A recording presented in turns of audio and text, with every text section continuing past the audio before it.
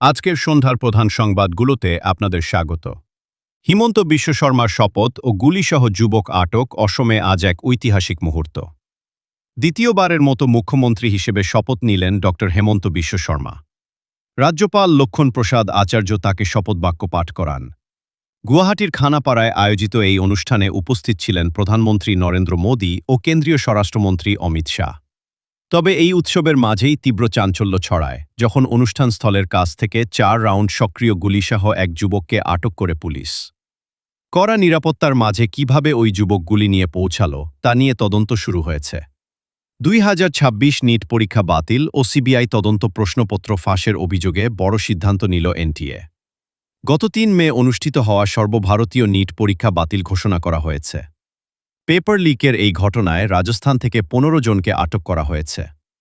মামলার গুরুত্ব বুঝে তদন্তের ভার তুলে দেওয়া হয়েছে সিবিআই-এর হাতে।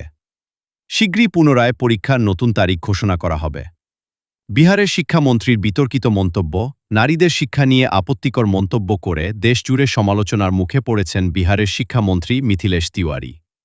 তিনি দাবি করেছেন, মেয়েদের পড়াশোনা করার বিশেষ প্রয়োজন নেই, বরং তাদের উচিত বাড়িতে থেকে গৃহস্থালির কাজে সাহায্য করা। এই মন্তব্যের প্রতিবাদে উত্তাল হয়ে উঠেছে রাজনৈতিক মহল ও সামাজিক যোগাযোগ মাধ্যম। তামিলনাড়ুতে মদের দোকান বন্ধের নির্দেশ, মুখ্যমন্ত্রী হিসেবে দায়িত্ব নিয়েই বড় সিদ্ধান্ত নিলেন অভিনেতা ও রাজনীতিক থালাপতি বিজয়। জনস্বার্থ রক্ষায় রাজ্যের ৭১৭টি সরকারি মদের দোকান বন্ধের নির্দেশ দিয়েছেন তিনি।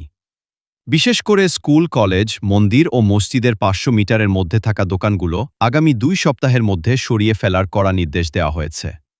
দুর্ঘটনা ও চুরির খবর সোনাইয়ের কচুদরম এলাকায় বাস ও বাইকের মুখোমুখি